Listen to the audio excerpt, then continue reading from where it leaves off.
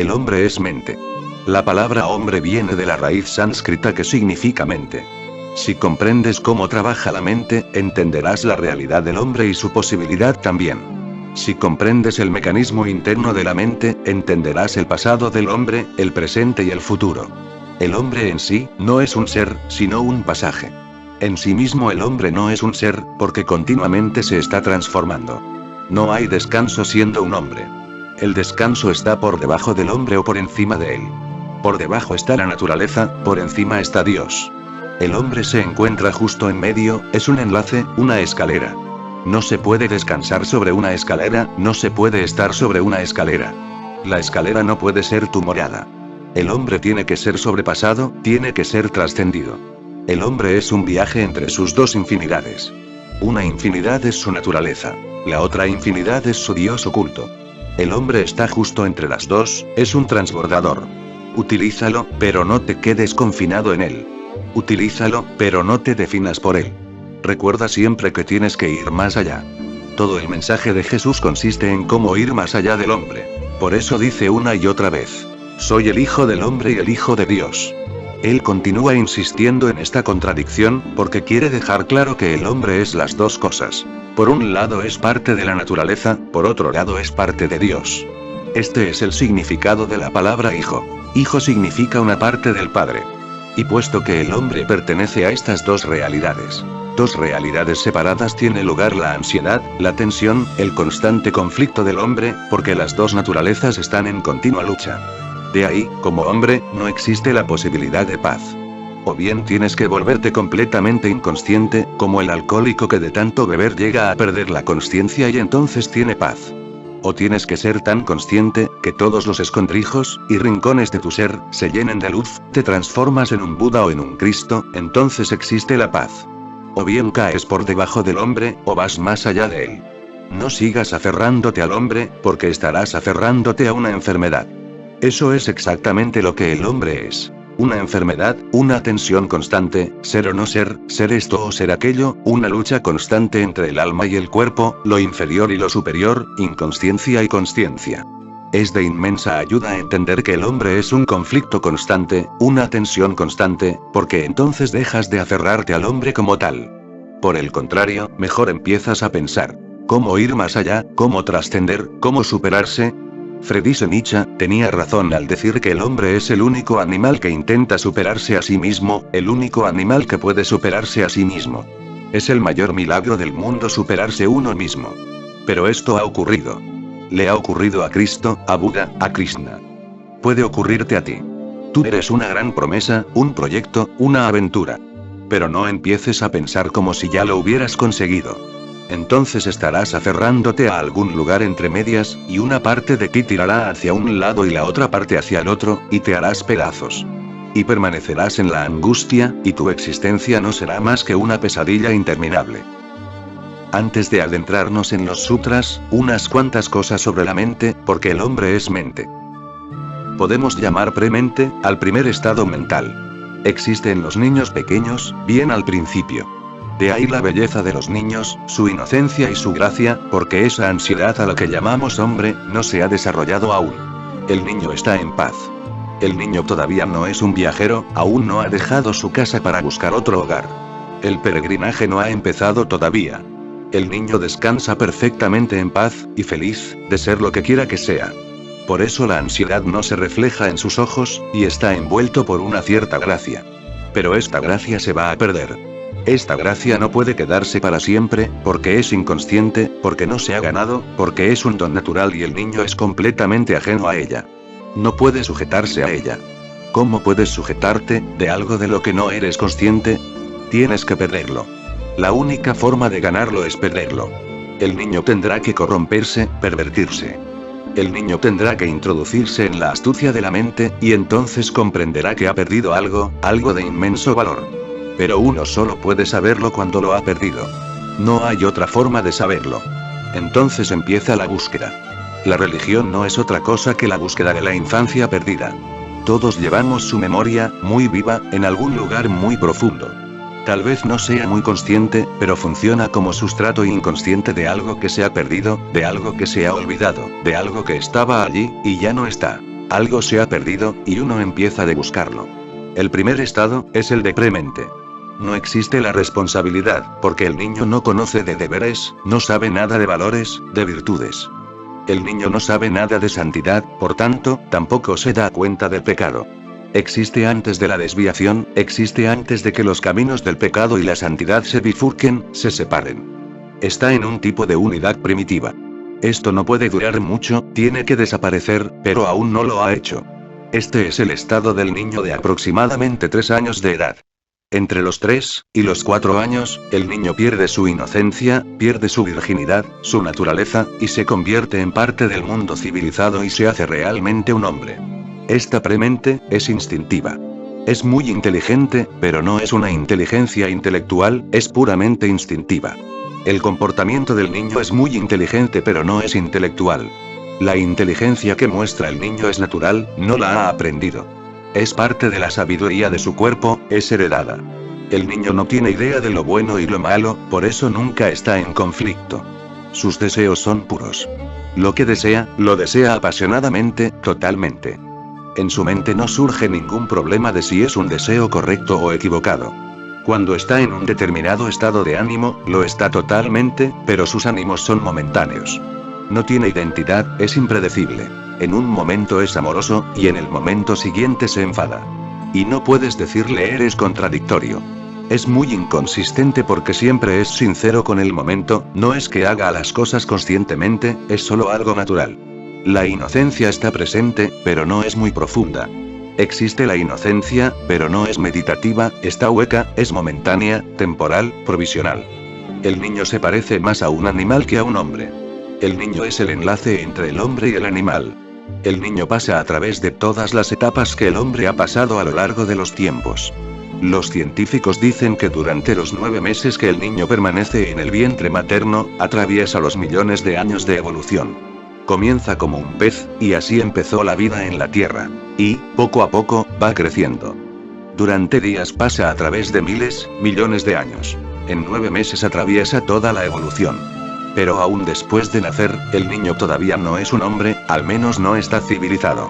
Es primitivo, el hombre de las cavernas. El niño vive en un caos interior. No tiene ni idea de qué va a hacer. No tiene futuro, no tiene pasado. Vive completamente en el presente. Pero, puesto que vive en el presente total e inconscientemente, su vida no puede tener una disciplina, un orden. Es caótica, es anárquica. Esta es la primera etapa del hombre, la primera etapa de la mente. Y recuerda que, aunque lo pierdas antes o después, permanece en ti como un sustrato. Solamente puedes perderlo por completo cuando la meditación ha entrado muy profundo, cuando la meditación ha transformado tu ser.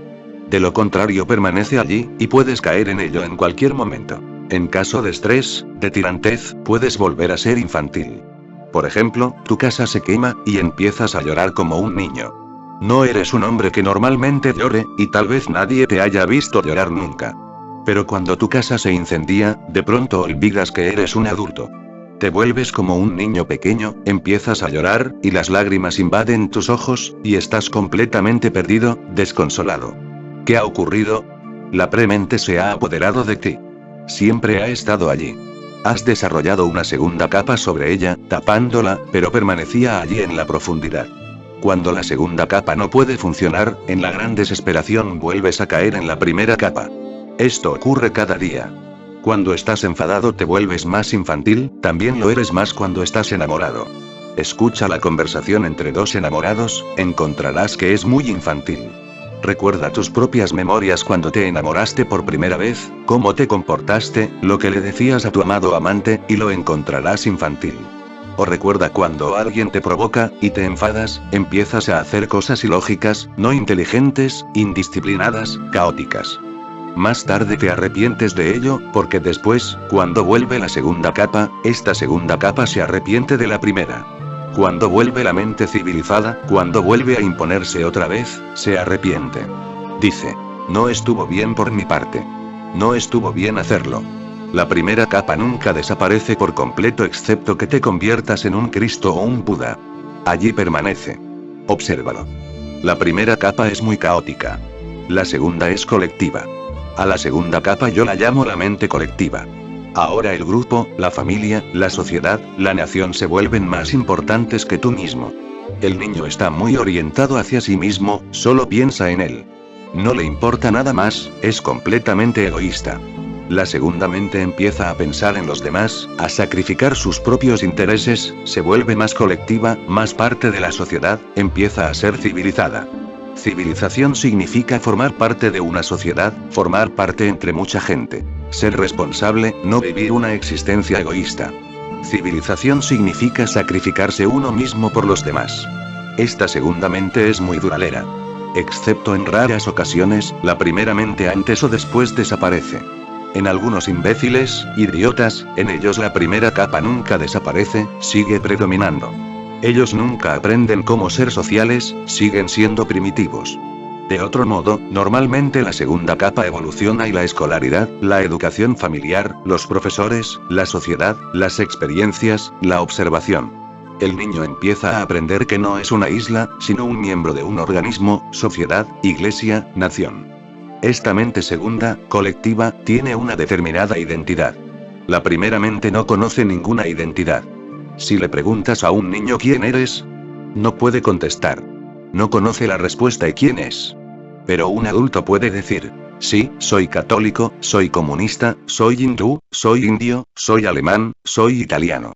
¿Qué está diciendo? Dice, pertenezco a este grupo llamado hindú, cristiano o musulmán. Pertenezco a esta nación, esta geografía.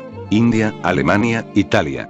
O pertenezco a esta ideología, comunismo, catolicismo, fascismo. Está contestando, soy a quien pertenezco. Tiene una identidad. Puede decir, soy doctor, ingeniero o negociante, y ahora también está diciendo, esto es lo que hago. Esta es mi función en la sociedad.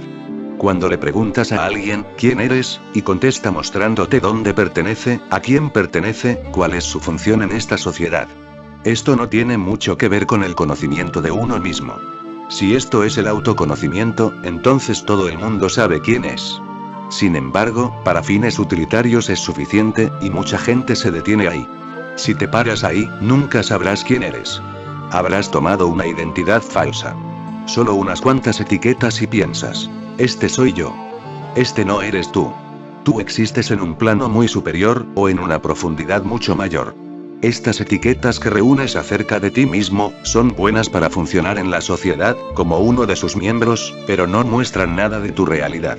La realidad interior permanece intacta. Esta es la segunda capa, donde casi todo el mundo se detiene. La sociedad no quiere que vayas más allá. La escuela, el colegio, la universidad, su empeño es que no debes seguir siendo infantil, que debes civilizarte, y ahí termina su esfuerzo. Ahí termina el trabajo de la sociedad. La sociedad te ha hecho miembro de la masa, ha hecho de ti una especie de esclavo, te proporciona un cierto encarcelamiento, te ha quitado todo lo que era peligroso para ti, y el caos, la libertad, la irresponsabilidad. Te ha hecho responsable, dándote valores de lo que es bueno, y lo que no lo es. Te ha encasillado, clasificado. Ahora la sociedad ha acabado. Ya puedes vivir silenciosamente, ir a la oficina, volver a casa, cuidar de tus hijos, tus padres, y así sucesivamente, y un día mueres. Tu existencia se ha completado. Pero muy falsamente completada. Es una existencia rutinaria. Friedrich Nietzsche, a este estado lo llamó camello, la bestia de carga. Este es el estado del camello. La gente sigue acarreando grandes fardos de carga sin ninguna razón en absoluto. Y siguen andando por el desierto, como lo hace el camello. Pueden verse estos camellos por los alrededores secos, taciturnos, muertos, llevando grandes cargas. Cargas que los están triturando, matando, pero ellos las soportan. Y tal vez solo por hábito. Porque las cargaban el día antes, y también el anterior. Se ha convertido en parte de una costumbre, en parte de su definición. Su carga, su ansiedad, su tristeza, su miseria se han vuelto parte de su definición, de su identidad. Pueden encontrarse estos camellos por todas partes, este desierto está por todo el mundo. El niño tiene que pasar de la primera a la segunda etapa, pero nadie debería pararse allí. Ser un camello no es el objetivo. Se necesita algo más existencial. Sí, tendrás una gran respetabilidad si eres un buen camello que carga grandes fardos. La gente te respetará, todos ellos te harán honores. Es una especie de entendimiento mutuo. Cuando una persona lleva demasiada carga, debe dársele alguna recompensa, en eso consiste el respeto. La palabra respeto es hermosa, significa volver a mirar, miramiento. Cuando una persona lleva una gran carga de responsabilidad, de deber, familia, sociedad, la gente lo mira y dice, mira, qué gran hombre. Respeto. Lo miran una y otra vez y dicen, mira, cuánta carga porta, qué sacrificio. Ha sacrificado todo su ser. Naturalmente, si te sacrificas por la religión, esta te santificará, te nombrará santo. Si te sacrificas por el país, te darán respeto. Si te sacrificas por cualquier otra cosa, te respetarán. Uno puede seguir recogiendo este respeto, pero también puede seguir muriendo sin haber vivido en absoluto. Ten cuidado de esta situación. En este estado hay una responsabilidad colectiva. La mente colectiva funciona. Todavía no tienes una responsabilidad personal. El niño no tiene responsabilidad. La segunda etapa tiene una responsabilidad, es colectiva. Personalmente no te sientes responsable de nada, solamente te sientes responsable porque formas parte de un determinado colectivo. En los pueblos de India, se puede ver este estado de camello, muy pronunciado. Un brahmin no tiene responsabilidad propia. Toda su responsabilidad consiste en ser un brahmin, tiene que comportarse como tal. En los pueblos de India, no encontrarás individualidades, solo encontrarás colectivos. El brahmin, el shudra, el kshatriya, todos ellos funcionan según su comunidad, según sus leyes. Nadie tiene ninguna responsabilidad de pensar, nadie se cuestiona pensar. Las normas se mantienen a lo largo de los tiempos, figuran en las sagradas escrituras. Todo está bien definido. No hay necesidad de especular, filosofar, sopesar, meditar. Todos los problemas han sido resueltos. Manu, el Moisés hindú, lo ha resuelto todo. Allí es donde Jesús encontró a los judíos, en la segunda etapa. Moisés hizo el primer trabajo, llevó la mente primitiva al estado civilizado. Después se necesitó a Jesús, para traer otra revolución, otra transformación. La gente existía como si fueran los dientes de una rueda, como partes de un gran mecanismo. Su única pregunta era cómo funcionar eficientemente. Esto no es suficiente para vivir una vida alegre. Ser eficiente, hace de ti un buen mecanismo pero no te proporciona un alma. No te aporta celebración, no puede ser extático. Pero existen unas cuantas cosas sobre la segunda mente, que tienes que recordar. Te ayudarán a comprender la tercera. La segunda mente no es tensa, no hay ansiedad en ella. Los aldeanos de India, o la gente de Oriente son más sosegados, más tranquilos. Se mueven con una cierta facilidad, dignidad. Aunque estén muriéndose de hambre, enfermos, tienen paciencia, una profunda aceptación. No se rebelan. La rebelión no tiene ningún atractivo para ellos, viven en la aceptación. No tienen tanta individualidad como para rebelarse.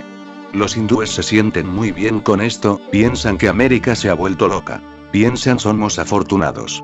Pero esta no es mi observación. América está en dificultad.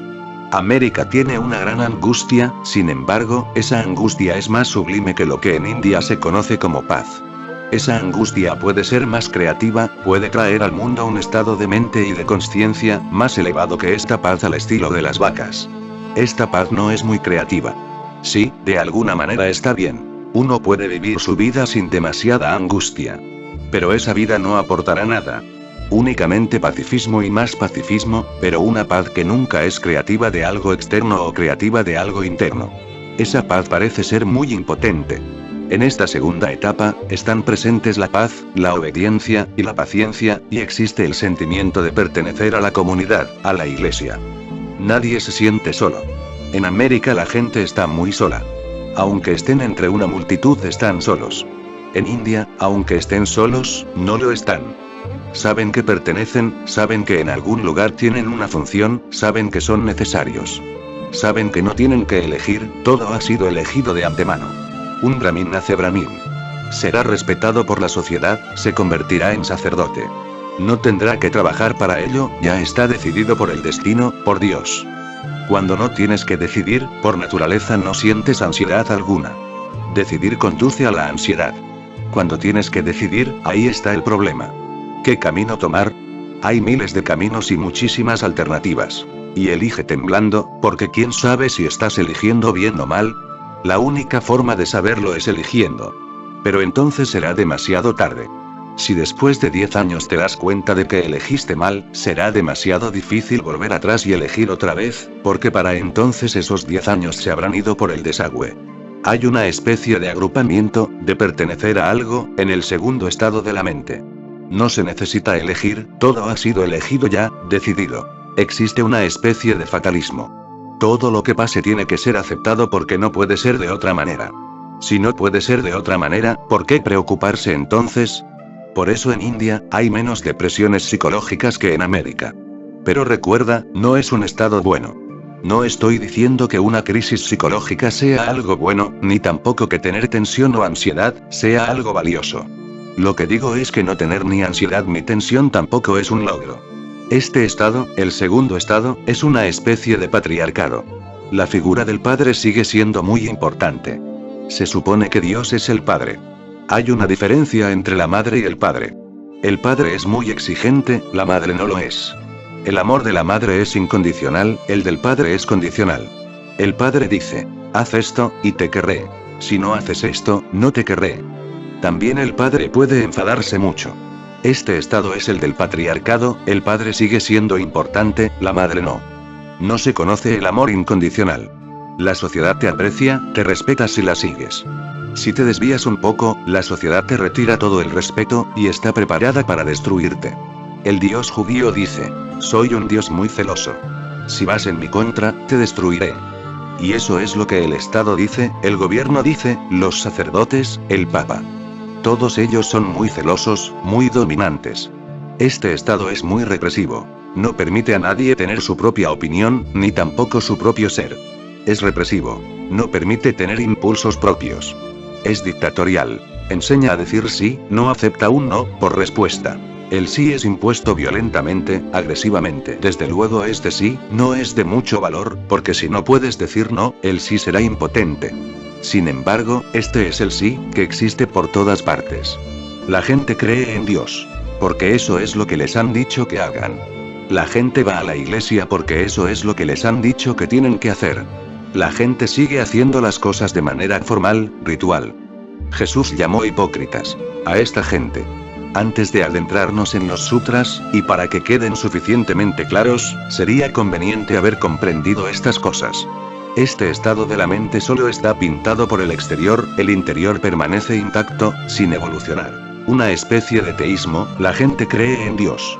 Cree en el infierno, y en el cielo, cree en el castigo y la recompensa, pero la gente cree, no sabe. El sí está allí, pero ha sido forzado. No se ha dado la oportunidad de evolucionar y descubrirlo dentro de uno mismo. Existe una solidaridad comunitaria porque nunca te encuentras solo, siempre estás con gente, la multitud te rodea y te hace sentir bien. En el momento en que estás a solas, empiezas a temblar. Cuando te sientes rodeado por la gran multitud, puedes confiar. Tanta gente no puede estar equivocada. Por lo tanto, uno tiene que estar en lo cierto porque toda la gente va en una misma dirección, por el mismo camino, y tú también vas con ellos. A la tercera mente yo la llamo mente individual. Nietzsche la llama el león. Es independencia, reivindicación, rebeldía. El ego ha evolucionado. El ego se ha cristalizado mucho. El hombre deja de ser parte de la iglesia, del país, la tribu, el clan, la familia. Empieza a ser él mismo. La auténtica cultura empieza solo cuando uno es individual. El sentido de ser uno mismo es un deber, este es el tercer estado de la mente. La identidad ya no consiste en pertenecer a algo, ser hindú, musulmán o cristiano. La identidad es más personal, si es pintor o poeta. La identidad es más creativa. No consiste en pertenecer a algo, sino en contribuir, en la contribución al mundo. En la mente nebulosa poco a poco surge un centro. En la mente infantil no existía ningún centro. En la mente colectiva había un falso centro impuesto desde el exterior. En la mente individual nace un centro interior. La primera era una especie de caos, sin orden.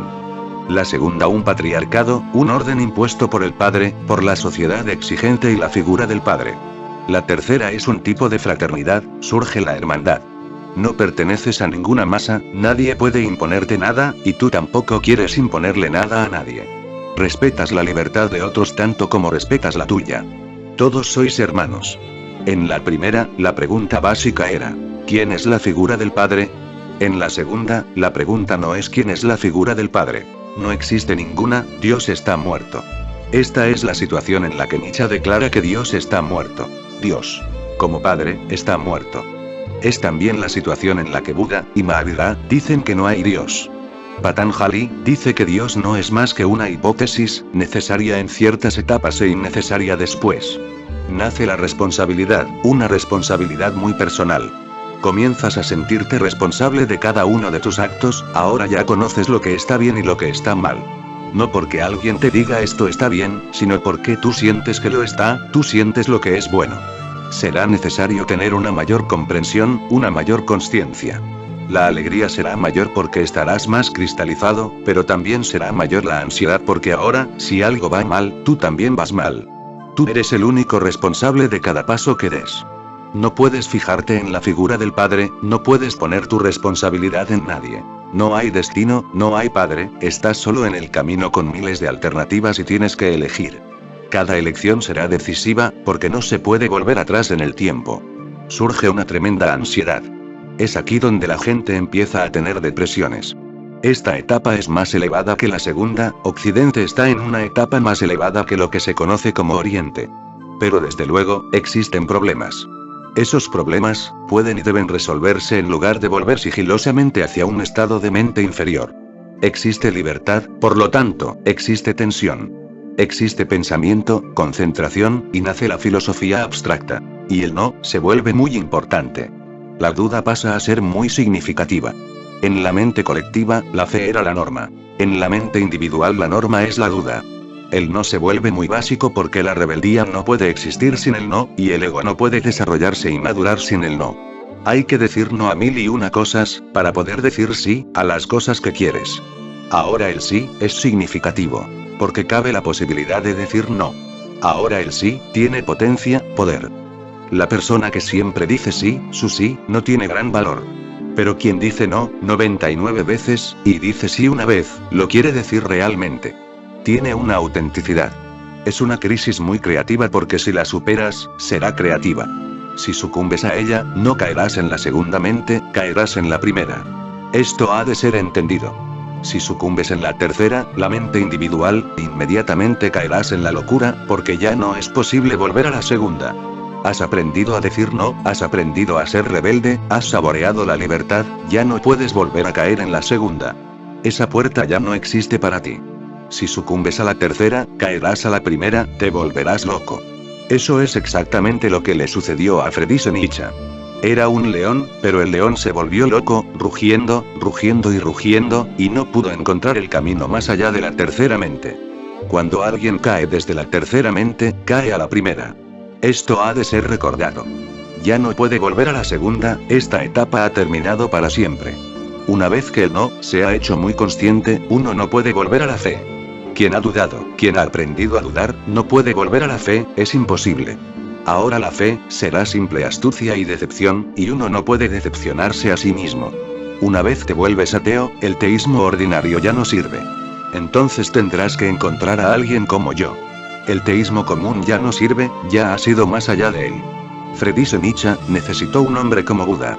Y puesto que Buda no estaba disponible, y la mente occidental aún no era capaz de hacer que la gente pudiera ir más allá de la tercera mente, tuvo que volverse loco. En Occidente es casi una certeza que cuando una persona realmente evoluciona en la tercera etapa, empieza a retroceder hacia la locura, porque allí aún no está disponible la cuarta etapa. Si la cuarta está disponible, la tercera es muy creativa. Si existe la posibilidad de renunciar al ego, entonces el ego es de gran valor. Pero su valor reside en la renuncia. Si no puedes renunciar a él, se convertirá en una carga, una gran carga sobre ti. Será insostenible. El león rugirá, y no habrá ninguna otra salida más que volverse loco. Esta es una etapa muy crítica, la tercera. Está justo en el medio. Hay dos mentes por debajo de ella, y dos por encima. Es exactamente la conexión intermedia. Si caes, entras en el abismo de la locura. Si te levantas, entras en la beatitud de ser un Cristo o un Buda. La cuarta mente es la mente universal. Recuerda, parece colectiva pero no lo es. Colectiva significa pertenecer a una sociedad, en un determinado tiempo, un cierto periodo, un país concreto. Universal significa pertenecer a toda la existencia, a la existencia como tal. El ego, cuando está maduro, puede ser abandonado. De hecho, desaparece por sí solo, si la cuarta puerta está disponible. Este es el problema en Occidente ahora, la tercera mente se ha desarrollado al máximo y la cuarta puerta no está disponible. Occidente necesita urgentemente la cuarta puerta. Carl Gustav Jung dijo en sus memorias que, observando a miles de personas durante toda su vida, llegó a unas cuantas conclusiones. Una de ellas es que la gente, alrededor de los 40 a 45 años, se enfrenta a una crisis religiosa. Su problema no es psicológico sino religioso. Próximo a la edad de 42, 45, el hombre empieza a buscar la cuarta mente. Si no puede encontrarla, enloquece. Tiene hambre, pero no hay alimento disponible. Si la encuentra, nace una gran beatitud, una gran bendición. Es casi igual que cuando a los 14 años te vuelves sexualmente maduro. Empiezas a buscar pareja, un hombre o una mujer. Cuando te aproximas a los 14 años, quieres un objeto de amor. Exactamente alrededor de los 42 años, madura otra cosa dentro de ti, empiezas a buscar el samadhi, la meditación, algo que sea más elevado que el amor, más elevado que el sexo, algo que te lleve hacia un orgasmo eterno, un orgasmo más total. Si puedes encontrarlo, la vida continúa siendo suave. Si no puedes encontrar la puerta, el hambre se ha despertado y no hay alimento disponible. Entonces, ¿qué harás? Empiezas a deprimirte, toda tu estructura se tambalea. Y cuando uno se deprime, siempre cae en la primera etapa, cae en lo más bajo. A la cuarta etapa yo la llamo mente universal. El ego puede disolverse porque ha madurado. Recuerda, déjame repetirlo. El ego puede disolverse solo cuando ha madurado. No estoy en contra del ego, estoy a favor de él, pero no me confino dentro de él. Uno tiene que ir más allá de él. Justo el otro día estuve leyendo el libro de Frank. Dice: tenemos que desear descartar la personalidad. Pero, ¿por qué debemos descartarla? ¿Y cómo hacerlo si no la hemos desarrollado? Solamente puede descartarse lo que está perfectamente maduro. ¿Qué es la personalidad? La personalidad es una persona, una máscara. Es necesaria. El niño no tiene máscara, por eso se asemeja a los animales. La mente colectiva tiene máscara, pero impuesta desde el exterior. No tiene definición interna de su ser. La mente individual, egoísta, tiene una definición interior. Sabe quién es, tiene una cierta integración. Desde luego, no es una integración total, y habrá de ser abandonada, pero solo puede ser abandonada cuando haya sido alcanzada. Tenemos que desear descartar la personalidad. Dios no respeta a las personas. Eso es verdad. Dios ama a los individuos, pero no a las personas. La diferencia es grande. La persona es alguien que tiene un ego definido. El individuo es alguien que ha abandonado su ego, y sabe quién es. La persona es un círculo con un centro. El individuo es un círculo sin centro. Es solo puro espacio. La personalidad no es más que una máscara, es una creación teatral, un mero accesorio teatral. El anhelo de libertad, de salvación o de nirvana, significa sencillamente el deseo de liberarse de lo que llamamos personalidad, y la prisión que ésta crea. El problema del yo es que se deriva de otros. El ego también se deriva de los demás. Para tu ego dependes de los demás. Si te vas a una cueva en los Himalayas, ¿qué ego vas a tener? Poco a poco irá desapareciendo. Necesita soporte. Necesita que alguien lo aprecie. Necesita que alguien le diga a la bella persona que eres. Necesita que alguien lo alimente. El ego solamente puede existir en sociedad. A pesar de que intenta librarse de la sociedad, de forma sutil e inconsciente sigue dependiendo de ella. El problema del yo es que se deriva de otros, está construido en un intento de vivir para las expectativas de otros. Los demás se han instalado en nuestros corazones, y cuando hablamos de ellos, lo hacemos como si fuese de nosotros mismos. El yo no eres tú. Pertenece a los otros que te rodean. Existe dentro de ti, pero son los demás quienes lo poseen. Por eso es tan fácil manipular a una persona egoísta. Eso es la adulación. Un truco para manipular a la persona egoísta. Vas y le dices que es el hombre más grande del mundo, y está dispuesto a caer a tus pies. Lo estás manipulando. Tanto él, como tú y todo el mundo sabéis que esto es completamente falso. Él también sabe que no es el hombre más grande del mundo, pero se lo creerá. Querrá creérselo y hará cualquier cosa que le pidas. Al menos, una persona en el mundo cree que es la persona más grande. No puede permitirse perderte. El ego existe dentro de ti, pero es posesión de los demás. Es la esclavitud más sutil hasta ahora inventada por los sacerdotes y los políticos. Es como un electrodo delgado insertado en tu cabeza y manipulado por control remoto. La sociedad es muy lista. Primero intenta mantenerte en el segundo nivel.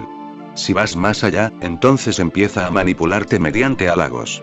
Te sorprenderá saber que en India no ha habido nunca una revolución. ¿La razón? La razón es que el Brahmin, el intelectual, ha sido tan halagado a lo largo de los siglos que nunca se irritó lo suficiente para rebelarse en contra de la sociedad. Y solo los intelectuales se sublevan. Solo los intelectuales, porque son la gente más egoísta. Los más independientes, la intelectualidad. Y puesto que en India el Brahmin es lo más elevado, no había nadie más alto que él. Incluso el rey estaba por debajo del Brahmin. Un mendigo Brahmin estaba por encima del emperador, el emperador solía tocarle los pies. No existía ninguna posibilidad para la revolución porque, ¿quién iba a hacerla? Esta es la gente, estos intelectuales son los que crean el problema. Son altamente respetados, sumamente elogiados, la revolución no podía existir, y no era posible. Pasó lo mismo en la Rusia soviética. Durante esos 50 años en la sociedad soviética, los intelectuales han sido más alabados que nada. Los académicos, escritores, poetas, profesores, son las personas más altamente respetadas. ¿Quién va a hacer la revolución? No es posible, porque los revolucionarios han invertido mucho en el modo convencional de la sociedad, en la sociedad tradicional. En India, la revolución no ocurrió y en Rusia no puede suceder. La revolución solo es posible por los egoístas. Pero los egoístas pueden ser manipulados muy fácilmente. Entrégale el premio Nobel, dale el doctorado, y ya está dispuesto a hacer cualquier cosa. Este tercer estado de la mente actualmente prevalece en todo el mundo. Si lo satisfaces, eres absorbido por él. Si no lo satisfaces, retrocedes hacia atrás y te vuelves loco. Ninguna de estas dos situaciones es saludable. Uno tiene que ir más allá del tercero y ha de crear el cuarto estado, la mente universal. La separación con el cosmos tiene que desaparecer. Has de ser uno con el todo.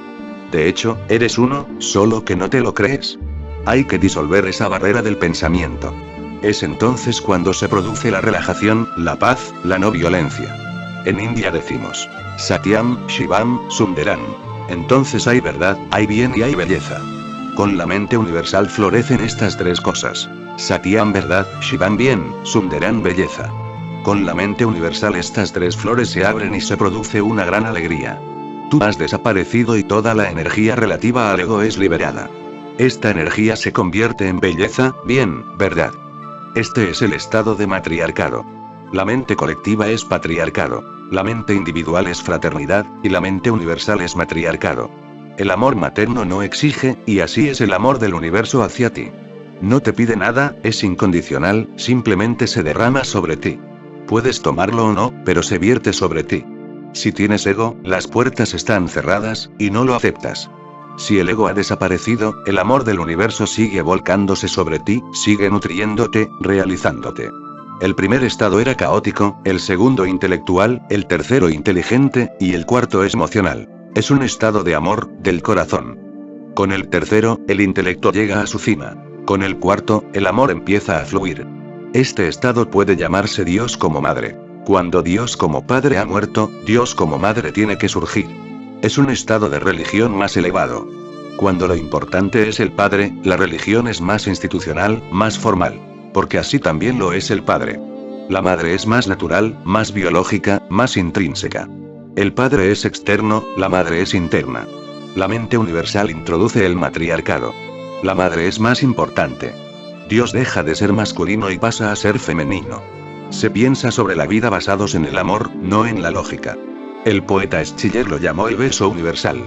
Si estás abierto, la Madre Universal puede besarte, puede abrazarte, puede volver a acogerte en su vientre. El sí vuelve otra vez a la existencia, pero ya no impuesto desde el exterior, sino desde la más profunda esencia del ser. Esto es confianza. La mente colectiva vive en la fe. La mente individual vive en la duda, la mente universal vive en la confianza. Shraddha. No es creencia, no es que alguien te haya forzado a creer. Es tu propia visión, tu propia experiencia. Esta es la verdadera religión, cuando tú puedes llegar a ser un testigo de Dios, del samadhi, de la oración. Cuando eres un testigo. Cuando no lo has tomado prestado. Deja de ser un conocimiento, una creencia. Ahora es tu propia experiencia existencial. La solidaridad vuelve a formar parte, pero es solidaridad con la propia existencia, no con la sociedad. Vuelve la creatividad, pero ya no es una creatividad egoísta. No eres tú quien hace. Tú eres un instrumento, Dios es quien hace. Entonces, Dios fluye a través de ti. Puedes crear gran poesía. De hecho, antes de esto no podías crearla. El ego crea sombras, nunca puede ser transparente. La auténtica creatividad solo es posible con lo universal. Debes haber leído los libros de Gopi Krishna sobre Kundalini. Dice que cuando se despierta la Kundalini, nace una gran creatividad. Eso es verdad. Pero los ejemplos que dan no son verdaderos. Dice que Aurobindo fue creativo cuando se le despertó la Kundalini. La poesía que ha escrito Aurobindo es simplemente mediocre. Aunque no es creativa, al menos es mediocre. Sin embargo, Gopi Krishna ha escrito poesía que ni siquiera puede calificarse de mediocre. Solo son sandeces, basura. Sí, cuando alcanzas lo universal, nace una gran creatividad. Tu simple toque es creativo. Hay un antiguo relato en las escrituras sagradas budistas, dice así. Un hombre muy rico acumuló muchos bienes. Guardó tanto oro, que no había lugar donde amontonarlo. Pero de repente sucedió algo. Una mañana se despertó, y vio que el oro se había convertido en polvo. ¿Puedes creer que se volvió loco? Alguien le sugirió acercarse a Buda. Buda se encontraba en la ciudad y el hombre fue a verlo. Y Buda le dijo, haz una cosa. Lleva todo tu oro al mercado, y si alguien lo reconoce como oro, tráeme a ese hombre. El hombre contestó, ¿pero cómo me va a ayudar eso? Buda dijo, te ayudará. Ve. Así que cogió todo su oro. Miles de carretas de bueyes llenas de polvo, porque ahora todo era polvo. Todo el mercado se llenó con sus carretas. La gente se acercaba y preguntaba, ¿qué tontería es esta? ¿Por qué traes tanto polvo al mercado? ¿Para qué?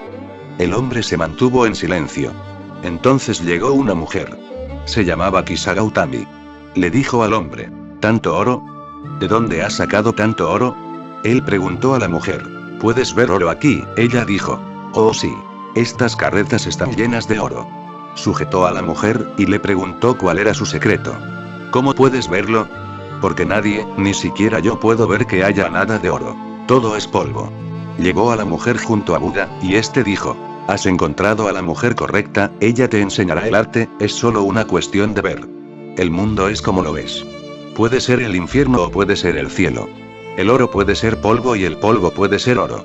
Solo es cuestión de cómo lo mires. Esta es la mujer correcta. Hazte discípulo de Kisa Gautami. Ella te enseñará. El día que aprendas a ver correctamente, el mundo entero se convertirá en oro. Este es el secreto de la alquimia. Kisa Gautami era una mujer rara de esos días, y el hombre, por medio de ella, aprendió el arte de convertir el mundo entero en oro. Cuando entras en la mente universal puedes desarrollar la creatividad. No por ti como tal, sino como Dios. Te vuelves un bambú, hueco. Y su canción comienza a descender por medio de ti. Te transforma en una flauta. Si caes desde la tercera, no estando disponible la cuarta, caerás en la locura. Nietzsche habla solamente de tres mentes. El camello, el león y el niño. Desde el león vuelve a caer al niño. Se vuelve loco. Hay también otra puerta, y consiste en la mente universal. Que es realmente otra vez la infancia, pero una segunda infancia. Ya no es como la primera. No es caótica, en ella existe la autodisciplina. Tiene un cosmos interior, un orden interior. No es irresponsable como la primera, ni responsable como la segunda. Es una nueva responsabilidad, no hacia ningún valor, no hacia la sociedad, sino que nace un segundo tipo de valores, porque puedes ver lo que está bien. ¿Cómo podrías actuar de otra manera? Puedes ver lo que está bien, y eso es lo que has de hacer. El conocimiento aquí se vuelve virtud. Actúas de acuerdo con tu conciencia. Tu vida se ha transformado. Tienes inocencia, inteligencia, amor, pero salen de tu más profunda esencia. Tu fuente interior está fluyendo. La quinta, y última, es cuando vas más allá incluso de lo universal. Porque pensar que la mente es universal también es pensar. Todavía te quedan unas cuantas ideas sobre lo individual. Y el universo rezagadas en algún lugar. Aún sigues siendo consciente de que eres uno con el todo, pero el tú sigue estando allí, tú eres uno con el todo. La unidad todavía no es total, no es completa, no es suprema. Cuando la unidad es realmente suprema, no existe el individuo, ni lo universal. Esta es la quinta mente. La mente de Cristo, la mente de Buda. Ahora aparecen tres características más. Satchitananda. Sat significa ser, Chit significa consciencia, Ananda significa dicha. Aparecen ahora estas tres cualidades, estas tres flores se abren ahora dentro de tu ser. Por primera vez eres un ser, ya no tienes que transformarte. El hombre se ha superado a sí mismo, ya no existe ningún puente. Has vuelto a casa, eres un ser. Sat. Y eres completamente consciente porque ya no queda más oscuridad. Chit. Y eres Ananda, porque ya no hay ansiedad, tensión, ni miseria. Todo esto ya no existe. La pesadilla ha pasado. Estás totalmente despierto. En este despertar reside la condición de Buda, de Cristo. Estas son las 5 etapas. Y recuerda, la tercera es la central. Hay 2 por debajo de ella y otras 2 por encima. Si no vas hacia arriba, caerás hacia abajo. Y recuerda, no puedes ir hacia arriba sin pasar por la tercera. Esta es la complejidad.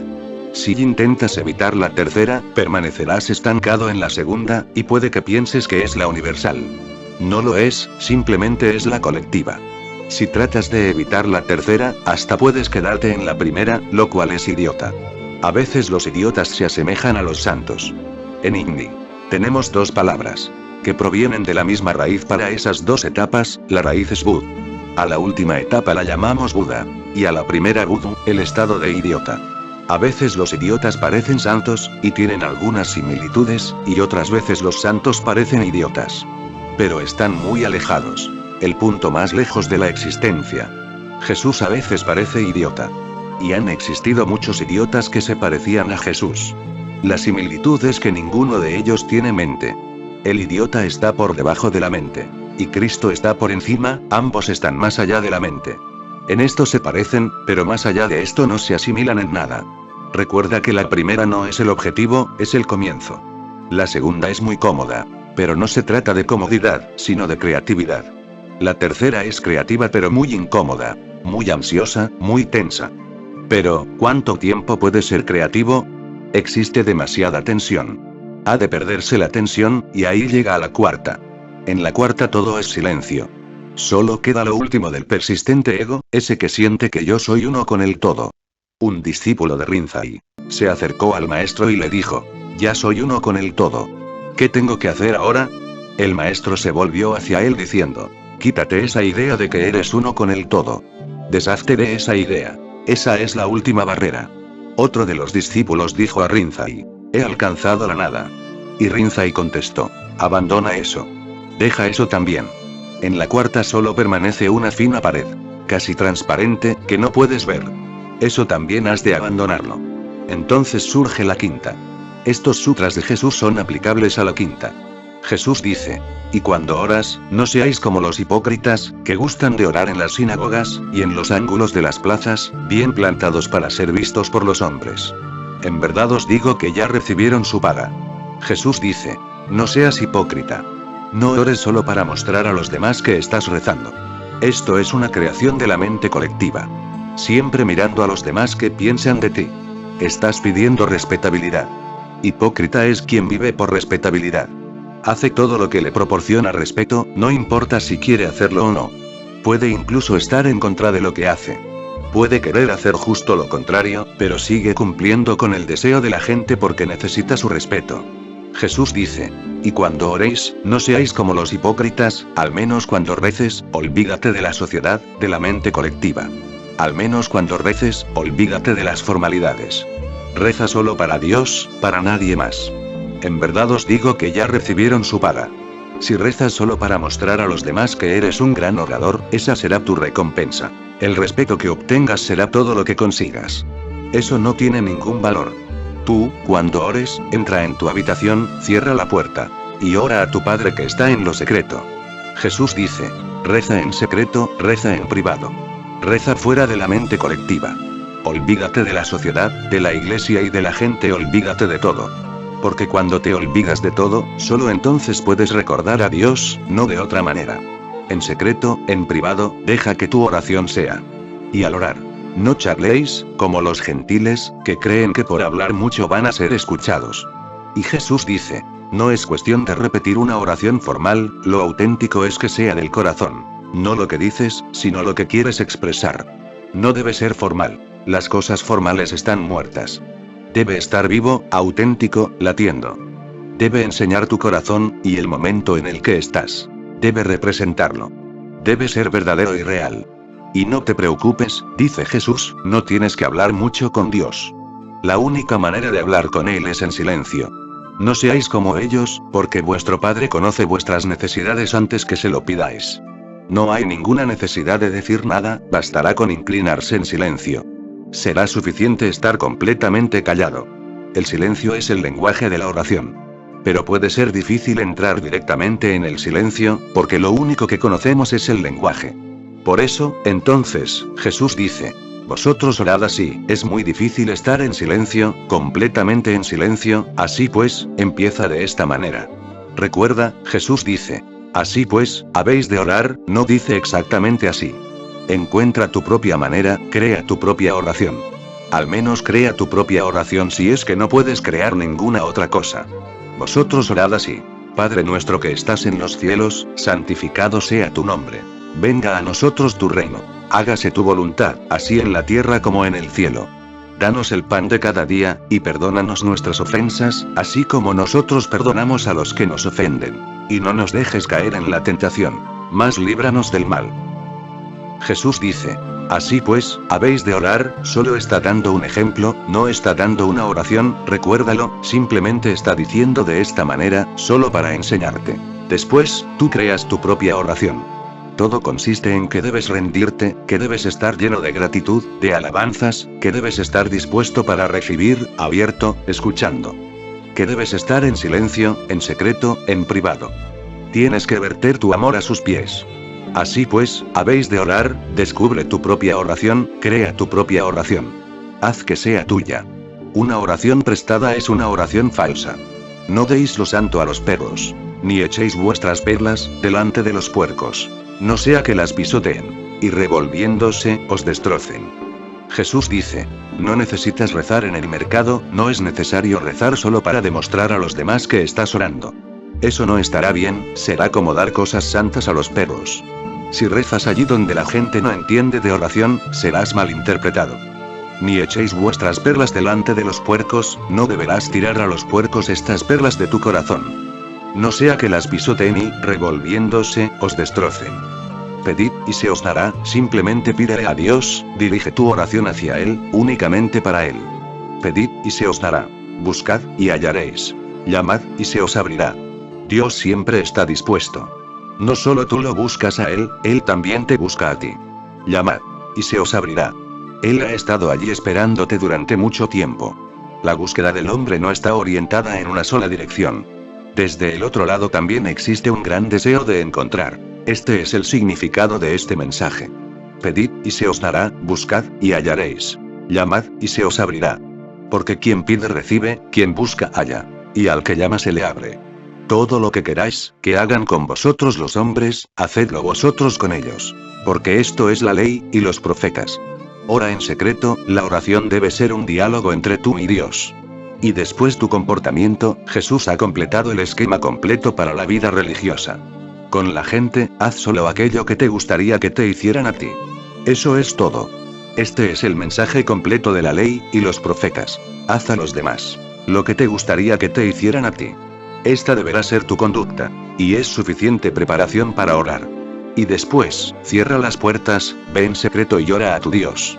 Si no has hecho nada mal o a la gente, nada estará bloqueando tu camino. Si nadie está irritado, si nadie está en contra de ti, si no has herido a nadie, estás preparado. Tu oración va a ser escuchada. Deja que sea tu propia oración, auténtica, informal. Entrad por la puerta estrecha, que es ancha. Y espacioso el camino que lleva a la perdición, y son muchos los que entran por él. Y es estrecha la puerta, y angosto el camino que lleva a la vida, y son pocos los que lo hallan. Jesús dice: hay dos puertas.